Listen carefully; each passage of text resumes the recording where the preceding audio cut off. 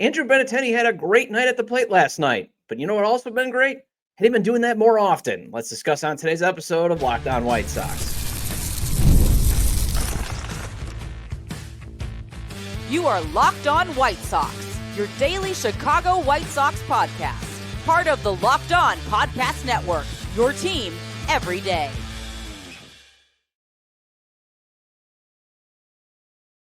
Hello, I'm your host, Todd Welter, a lifelong Sox fan and contributor for SouthsideShowdown.com, part of the Fansided Network. And also, I've covered Major League Baseball for outlets such as the Associated Press. And thanks for making Locked On White Sox your first listen every day, part of the Locked On Podcast Network, your team every day. Make sure to hit the like button on today's episode. Subscribe to the YouTube channel at Locked On White Sox if you've not done so already. Additionally, follow or subscribe to the show at wherever you get your podcasts.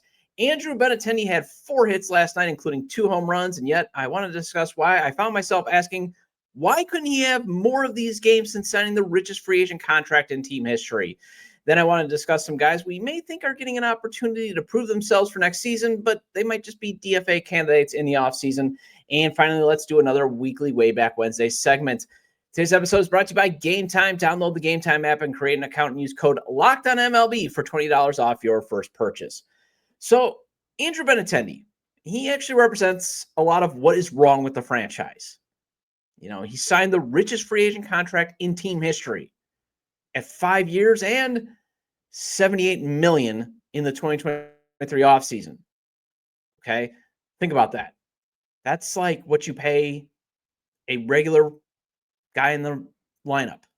And he was viewed as a potential way to reverse the team's downward trend after going 81-81 in 2022 after winning the 2021 AL Central. And think about this. The White Sox are still one of 2 teams still to have never signed a player to a $100 million deal. You know, the going rate for premium players. And the other team is the Athletics, who have been dealing with a crazy stadium situation in Oakland and are right now playing in a minor league stadium while it takes forever to build a new stadium in Vegas. So they kind of, even though they have a billionaire owner, they kind of have a reason to say, you know what, maybe we shouldn't be investing the going rate for premium players. The White Sox, their excuse is, I think we have an owner that still thinks players should be paid like it's 1958. And think about this, the offseason of 2023 in hindsight. It's going to go down as the worst because he was, again, one of 3 major solutions that Rick Hahn thought would actually get this team back into contention, that would, you know, make sure the title window doesn't just slam shut. Think about the other 2 solutions, signing Mike Clevenger and then hiring Pedro Grifol to be the manager. And the White Sox have known nothing but 100 losses ever since. Pedro Grifol is probably arguably the worst manager in White Sox history. He makes Terry Bevington look like Tony La Russa before 2021 Tony La Russa. You know, the Hall of Fame manager Tony La Russa, that guy. And Benintendi also represents the notion that once free agents sign multi-year deals here, they get worse. I mean, some guys that sign here on the 1-year deals, they tend to, you know, be all right. Adrian Hauser, you know, God was able to flip him for Curtis Mead, you know, that type of stuff. So the 1-year guys, you know, Johnny Cueto, appreciate your service.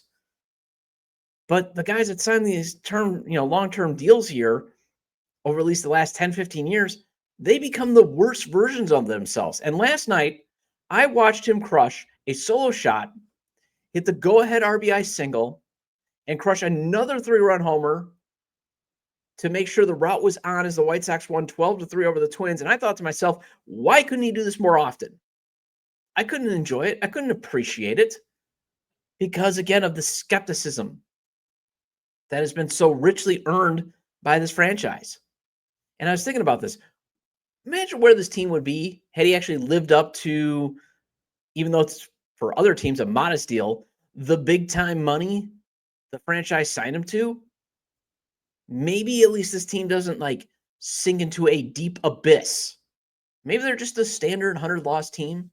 Because you think about when they signed him, he was a 2F4 player. You know, he should have at least helped raise your talent floor. And one of the reasons why I thought about this, why do I keep talking about a raised talent floor? Think about how bad this team was last year because there was no raised talent floor. It was bottom barrel guys. And Andrew Benintendi was one of the reasons why they went bottom barrel, because of how bad he was in the first half. And while, I should be happy that Benintendi crushed these home runs and the White Sox absolutely pummeled the Twins, I was thinking, man, Andrew Benintendi is probably one of the worst defensive left fielders in the game, because he had a rough one in the outfield, at least in the first inning or two. I mean, thankfully he had a great night at the plate, because if he didn't, we'd be talking about how he completely misread Byron Buxton's leadoff fly ball, that a competent left fielder reading the ball off the bat would have easily, it would have been still a tough play, but it would have been a play made. Instead of just,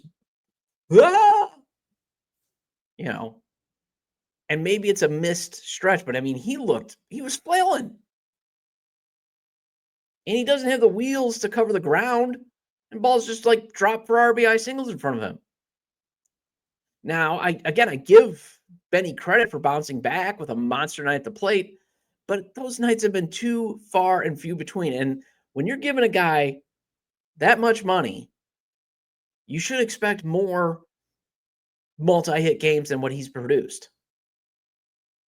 And with Lenyn Sosa crushing home runs, and maybe Brian Ramos, giving you maybe a final month of data that says, hey, you can still be a big leaguer. You've got this albatross contract of Andrew Benintendi then taking away 2 spots to play these younger players who maybe can help you beyond 2027. Because Sosa, he should be in a DH rotation with Kyle Teal, who also homered last night, and Edgar Carroll, because you want to limit the bad defense that Lenyn Sosa has, and also rotate in Chase Mydrop.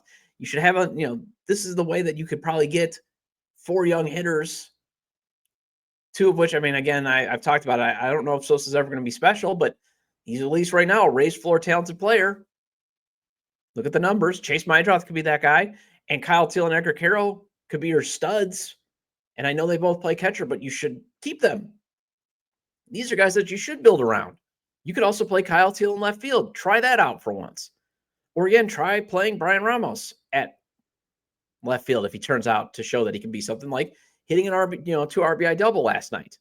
But you've got this veteran left-handed hitter in Benintendi that has to take up some at-bats at DH because of how bad he plays left field. And he has to play left field because, again, you're paying him $17 million. And to Jerry, that's a lot of money. Even though to other teams, it's like, the Yankees probably would have gotten rid of him a long time ago. He doesn't hit enough home runs, too, for contenders to be like, sure, I'll take him at a discounted rate if you cover some of the salary to be his to be my DH. He just doesn't.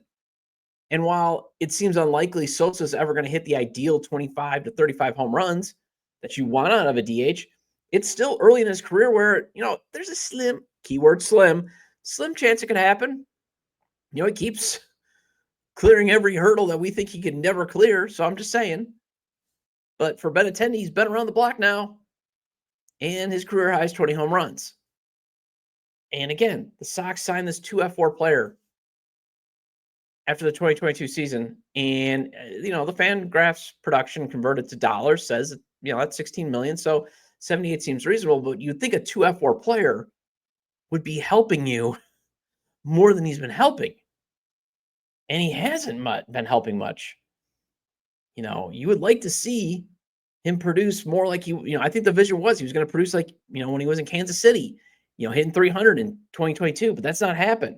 And go back to my shows last year, Everydayers, you might remember, or just at least you're trying to forget, one of the reasons the historically awful season happened was Benintendi was one of the worst hitters statistically in the first half. And while I know he's been hurt in 2023, he's not been productive. This is the first season that he's been at 100 WRC plus for the White Sox, at least right now. And if he was 25 like Sosa, I'd say, hey, okay, let's keep him around. But right now, you almost want to be like, I'd rather see Will Robertson get some at-bats. Although speaking of Will Robertson, he might just be a roster filler rather than a guy the White Sox are trying to get a gauge on, and I'll discuss why after the break.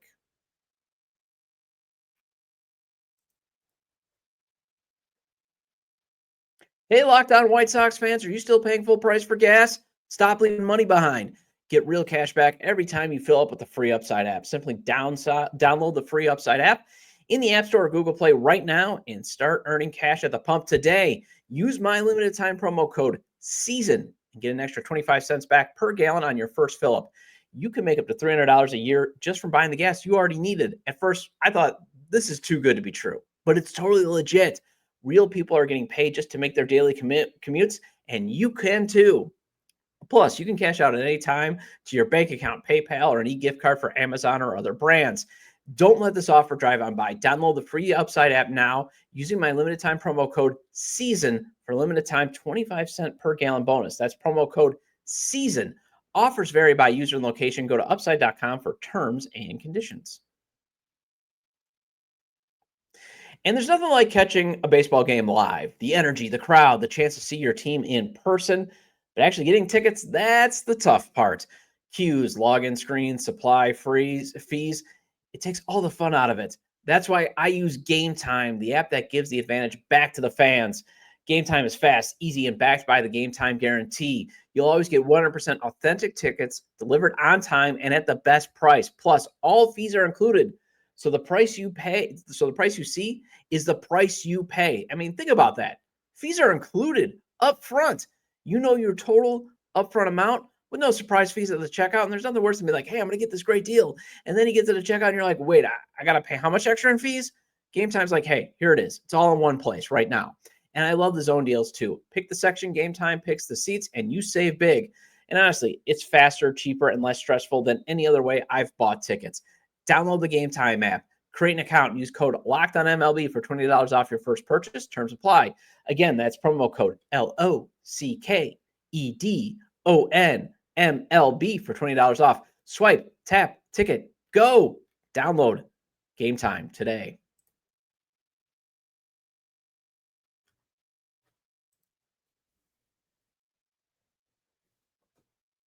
Welcome back to Locked On White Sox. I'm your host, Todd Welter, and we have an important request here at Locked On. Locked On wants to hear from you. We've put together a survey to learn more about our listeners and make your favorite podcast even better. This is your chance to tell us what you like, what you don't, and answer questions about our advertising. Go to lockedonpodcast.com/survey to get started. And here's what you get in return potentially. Everyone who completes a survey will be entered for a chance to win one of 10 $100 Amazon gift cards. Again, that's lockedonpodcast.com/survey. You can also find the link in the show notes. Hey, thanks for helping us out. All right, so I watch a player like Will Robertson at the plate, and I think, man, how is this guy not hitting? He's built like a tank. He's got the guns. You can see. I mean, you can see this guy's an impressive athlete. And the perfect type of player the team should be seeing if he could be salvaged. But then I also think, maybe not everyone the White Sox are looking at will be on the team next year because that happened last season. A lot of these guys we were thinking, oh, okay, we're going to get at least some data on these guys in the last month. Dominic Fletcher's not with the team right now. He's in AAA.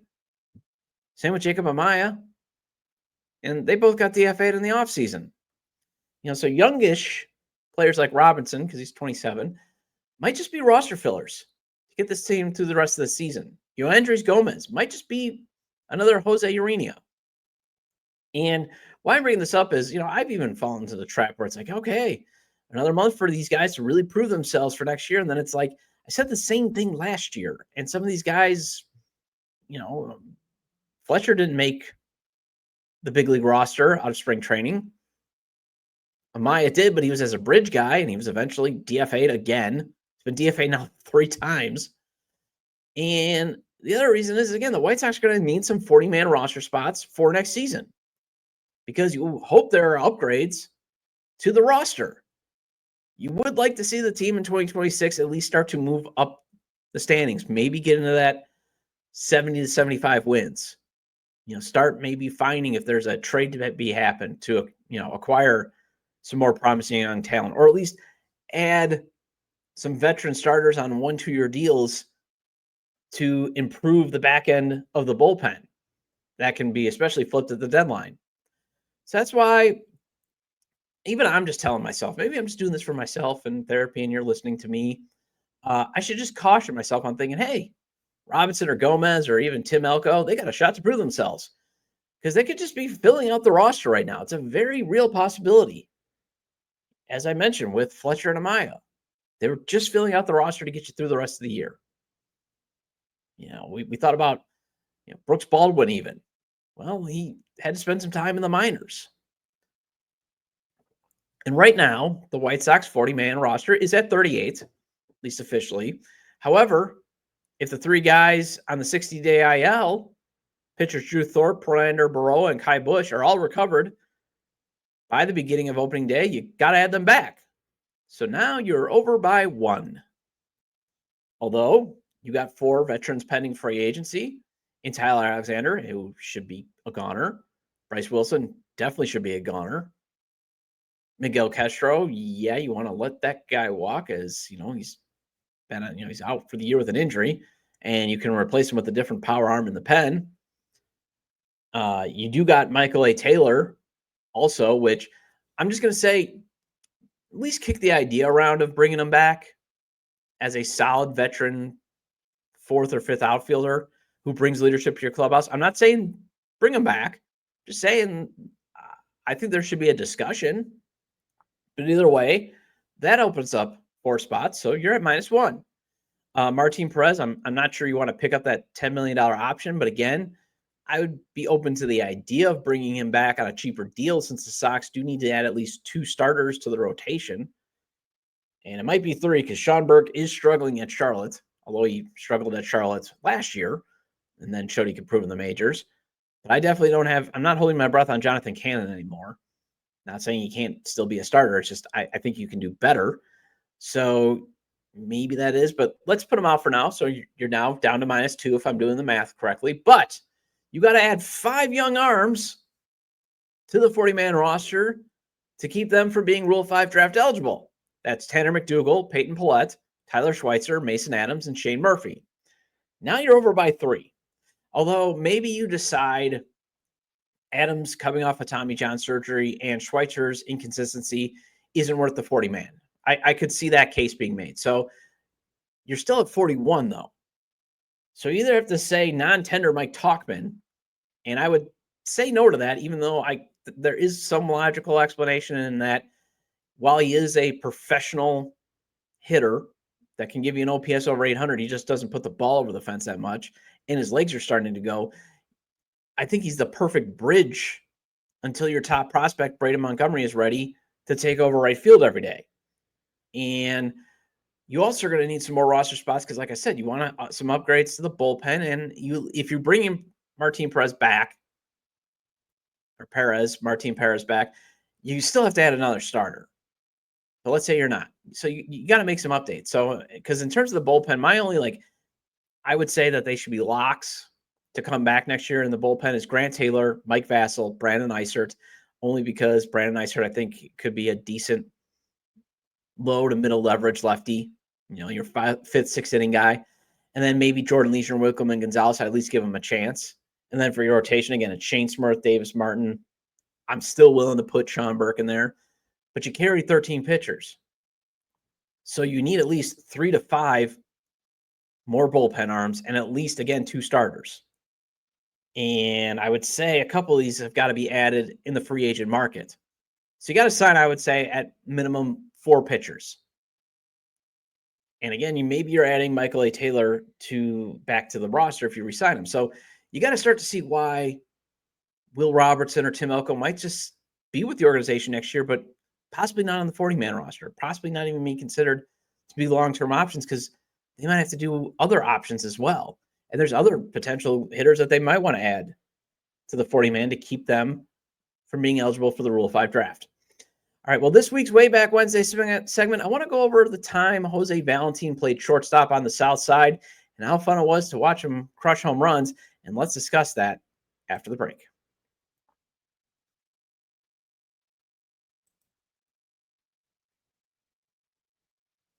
Most people can't name all their financial accounts or even what they're worth, whether it's 401k, properties, or investments.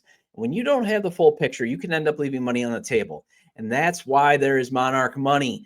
It's an all-in-one personal finance tool that brings you your entire financial life together in one clean, easy-to-use interface on your laptop or your phone. Monarch is built for people with busy lives. And if you put off organizing your money, Monarch is for you. Monarch does the heavy lifting for you. You can link all your accounts and minutes, see clear data visuals, get smart categorization of your spending, and finally feel in control of your money without ever touching a spreadsheet. You can identify that, maybe where you aren't saving as much money as you thought. Monarch helps you notice inefficient investment allocations and discover forgotten 401ks from your past jobs. I know my wife loves using Monarch Money as it has made budgeting so easy and less stressful for her. So don't let this financial opportunity slip through the cracks. Use code LOCKEDONMLB at monarchmoney.com in your browser for half off your first year. That's 50% off your first year at monarchmoney.com with code LOCKEDONMLB.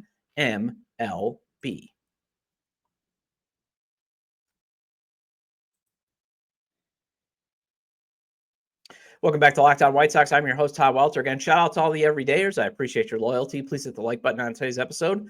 Recommend to your fellow Sox fans or baseball fans, friends, to subscribe to the YouTube channel at Locked On White Sox, wherever they get their podcast, as this show is available on all major podcast platforms.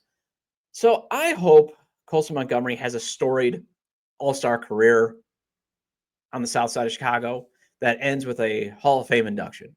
I really do. I hope Kyle Teel and Edgar Carroll get there too.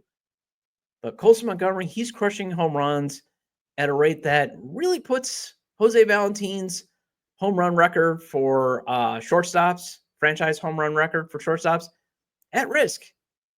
He's already passed Ozzie Guillen's 16 career home runs. And that's not a slight at Valentin. It's just I would like to see Colson have a great career, because if he has a great career, it means this rebuild is going to work out.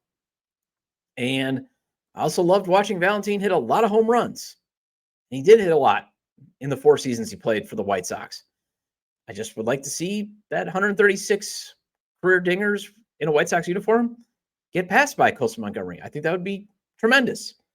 I would like to see Colson hit 400 or 500 home runs at 35th and Shields, or wherever the team's next new stadium is in Chicago. And the reason why I want to revisit Jose Valentin too on this week's Way Back Wednesday is he finally returned to right field for the first time since 2014, when he was a first base coach of the Padres, last Friday to throw out the first pitch. And first of all, I can't believe the White Sox went that long without bringing back probably one of the most entertaining shortstops the team has had outside of Ozzie Guillen and that little brief, 2005 Juan Uribe. 2005 Juan Uribe, who replaced Jose Valentin, was also really fun to watch. And it's because he just was better defensively. I mean, the only thing about Jose Valentin's game was, he was not a very good defensive shortstop. And, they replaced him with Juan Uribe after the 2004 season, and the team suddenly, they win a World Series. And that's one of the reasons why you also had to replace guys like Carlos Lee and Magglio Ordonez, because they just weren't good defensively. They couldn't prevent runs very well, just like Jose Valentin. But man, could they crush the baseball. And I loved watching Jose Valentin crush the baseball. And the Sox did win the AL Central Division in 2000, thanks in part to the power that Valentin brought to the Kids Can Play core. Because think about it, his addition in that offseason, along with then in-season Frank Thomas's resurgence, along with the core players of Magglio Ordonez, Carlos Lee, and Paul Konerko, helped the White Sox win the AL Central that year. And they were crushed to the baseball that year. And if it wasn't for the team's pitching falling apart because of injuries, and maybe they squeeze out a few more runs in the ALDS against the Mariners, maybe the White Sox go a little bit further in the playoffs. And Valentin's production that year helped, also be one of the best trades the White Sox ever made. I mean, think about it. Jamie Navarro to the Brewers for Valentin and Cal Eldred. That's a fleecing. Okay, because Jamie Navarro went on to be the same mediocre pitcher that he was in Milwaukee and the Cubs and the White Sox, and then back in Milwaukee.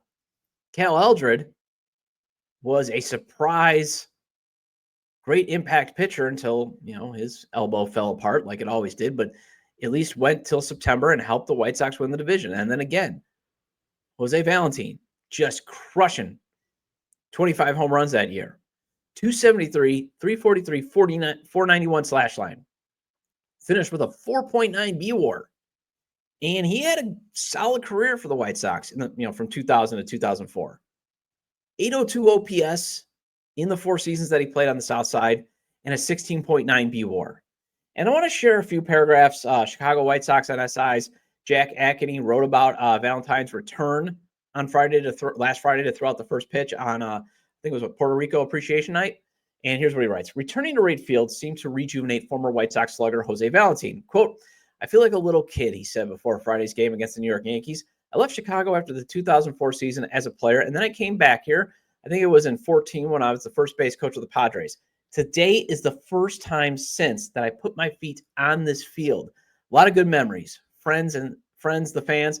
I think it was the best 5 years of my career here in Chicago. Happy to be back here on this field and looking forward to seeing some old friends, end quote. Valentin reflects fondly on his run with the White Sox from 2000 to 2004, as it came with some of the most individual and team success of his 16-year MLB career.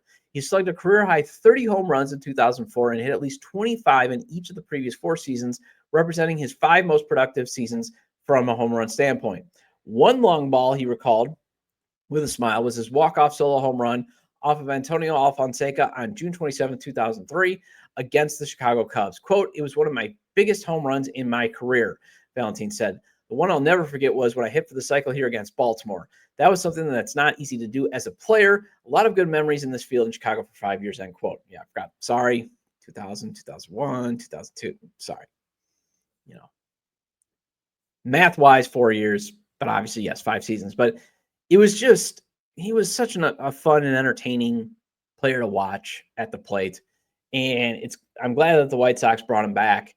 And I hope that they bring him back a few more times to do some first pitches, because he should be celebrated as a very good White Sox player who, even though he was here for 5 seasons, contributed greatly to the White Sox success. Well, this wraps up this edition of Locked On White Sox. But before I go, it's another big moment on Locked On. College football fans, Locked On and Fire TV present College Football Kickoff, your ultimate college football weekly preview. Drake Toll of Locked On Big 12 leads the conversation alongside 2-time AP Coach of the Year Gary Patterson and former college star Jesse Holley and Locked On's local experts. A college football preview only Locked On can do. Catch College Football Kickoff every Thursday throughout the season, only on Fire TV. And I'll be back tomorrow to discuss some recent comments made by GM Chris Getz that should set up for another disappointing offseason. Feel free to leave comments about today's discussion regarding Andrew Benintendi not having enough great games like he had last night. Some guys who are just probably actually not getting a shot like we think, because they're probably just roster fillers. And this week's Way Back Wednesday look back at Jose Valentin. You can leave them at the episode page on YouTube, X, formerly Twitter, at Todd J. Dub, or at Locked On Sox, or you can email me, LockedOnWhiteSox@gmail.com. Have a great day. I'll talk to you tomorrow.